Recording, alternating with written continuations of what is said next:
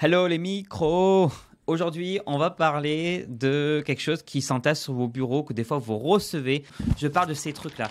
Vous savez, les courriers qu'on reçoit, là, on ne sait pas quoi en faire, là, on demande de payer, pas payer et tout. C'est l'objet de cette vidéo et je vous explique tout ça en moins de 5 minutes. Et c'est parti! Alors, quand vous inscrivez en micro-entreprise, sur le formulaire de début d'activité, la plupart du temps, ou même sur le formulaire papier, il y a une petite case où il y a marqué est-ce que vous voulez ou pas apparaître sur le répertoire tenu par l'INSEE, le répertoire Sirène. Et beaucoup d'entre vous marquent oui, certains vont marquer non, etc.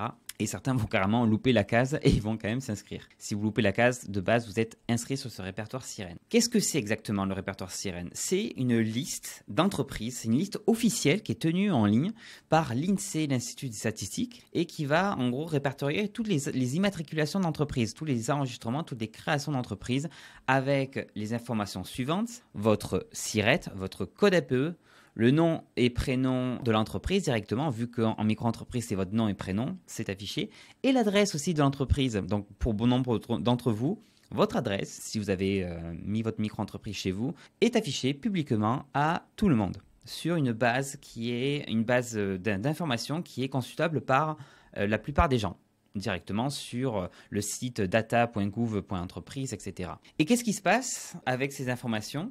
Eh bien, il y a des entreprises, des annuaires en ligne, par exemple société.com, verif.fr, le Figaro, ce genre de choses, qui vont aller récupérer ces informations, la plupart du temps automatiquement, et qui vont faire leur propre annuaire, parce que c'est beaucoup plus sympa de faire des annuaires à droite à gauche. Comme ça, après, ils se disent, moi j'ai ma propre liste, mais derrière ils viennent pomper à l'INSEE. Ça leur permet en fait de se faire des listings des entreprises et de pouvoir l'afficher. Comme ça, quand vous tapez le nom d'une entreprise, il y a plus de chances que vous tombez sur le site verif.fr, société.com ou le Figaro. Le problème, c'est qu'il y a encore d'autres personnes qui se disent, mais nous, on ne va pas les voler, ces listes, on va faire mieux que ça. On va récupérer ces informations et on va aller envoyer des petits courriers.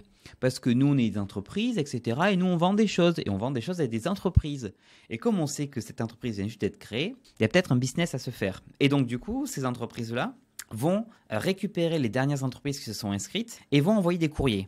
Alors des fois c'était pour proposer, je vais vous mettre dans des annuaires ou alors vous faire la prospection, faire la création de sites internet, ce genre de choses. Et d'autres entreprises qui jouent un peu avec le flou, qui vont vous envoyer des courriers qui vont vous demander de payer. Et ces courriers, en fait, le plus souvent, il y a marqué APE, affichage obligatoire, il y a marqué registre des entreprises.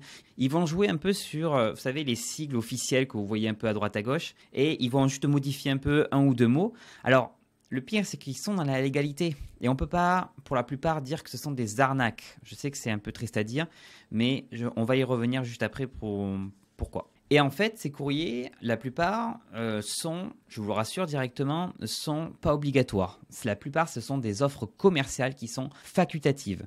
Alors, pour éviter de vous faire avoir, ce que je vous invite à faire, dès que vous recevez un courrier, vous prenez le courrier, vous le lisez bien, il faut le lire du début jusqu'à la fin, vous regardez derrière, etc. Souvent, il y a en tout petit écrit « Attention, ceci est une offre facultative, etc. » machin chose. S'il n'y a pas ces petites mentions qui vous disent que c'est une offre facultative, une offre commerciale ou autre, c'est une arnaque. Mais la plupart des entreprises qui sont habituées à faire ça, souvent, elles ont cette petite mention écrite quelque part. Et donc, du coup, on ne peut pas vraiment dire que ce sont des arnaques. Ce sont des sociétés, on va dire, qui vont un peu jouer dans le flou et qui vont vous proposer une offre commerciale. Voilà, donc ça, vous ne faites pas avoir.